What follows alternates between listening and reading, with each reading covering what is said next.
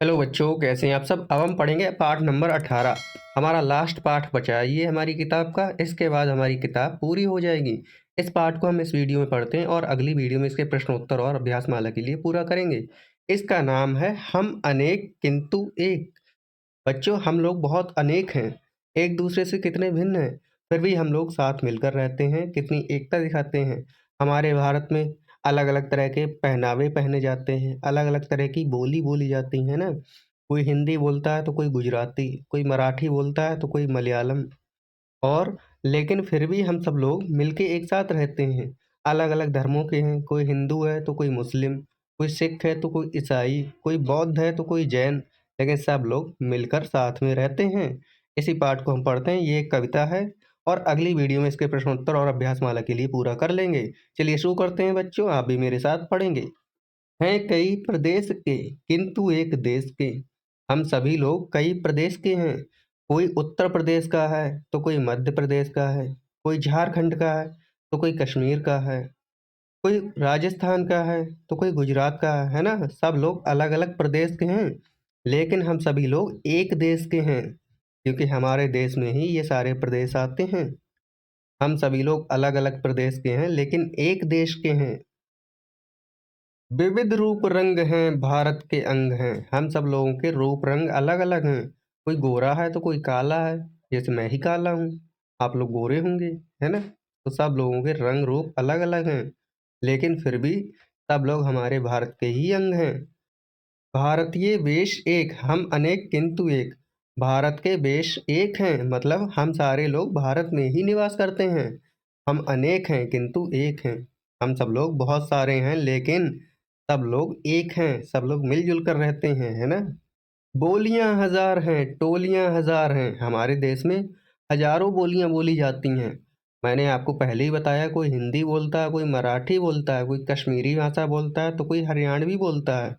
बहुत से भोजपुरी बोलते हैं तो बहुत से कन्नड़, तेलुगु, तमिल ऐसी भाषाएं बोलते हैं। तो अलग अलग प्रदेशों की अलग अलग जगह रहने वाले लोगों की बोलियां अलग हैं। टोलियां हजार हैं, मतलब सब लोगों के ग्रुप अलग अलग बने हुए हैं। हिंदू लोगों में भी बहुत सारे ग्रुप हैं। कोई कुछ जाति दिखाता है अपनी, कोई कुछ जाति दिखाता है ना। कोई ब्राह्मण कहता है, कोई क्षत्रिय कहता है। ऐसे ही मुस्लिम में भी कोई शिया कहता है, कोई सुन्नी कहता है, कोई वहाबी कहता है ना। टोलियां हजारों बनी हुई हैं लेकिन फिर भी हम सब लोग एक हैं, साथ में रहते हैं। कंठ भी अनेक हैं, राग भी अनेक हैं। सबके कंठ अलग अलग हैं। कोई कुछ गाता है, कोई सुन्नत गाता है तो कोई भजन गाता है। हिंदू लोग अपने भजन गाते हैं तो मुस्लिम लोग अपने कव्वाली गाते हैं। ऐसे सबके कंठ अनेक हैं, राग भी अनेक हैं, किंतु गीत बोल एक। लेकिन जो गीत गा रहे हैं हम लोग, जो वो कव्वाली गाते हैं, हम लोग भजन गाते हैं, उनका जो मतलब है वो एक ही है। मतलब सबका समान है, ठीक है ना, लेकिन हम लोगों के गाने का तरीका अलग अलग है। किंतु गीत बोल एक, हम अनेक किंतु एक। लेकिन जो गीत के बोल हैं, जो गीत के बोल हैं वो एक ही हैं, जो उनका मतलब निकलता है वो एक ही। हम लोग अनेक हैं लेकिन फिर भी एक हैं। साथ में मिलके लड़ते हैं ना बॉर्डर पर। कोई काम आता है तो साथ में एक झंडे के नीचे आ जाते हैं सब लोग। एक मातृभूमि है, एक पितृभूमि है।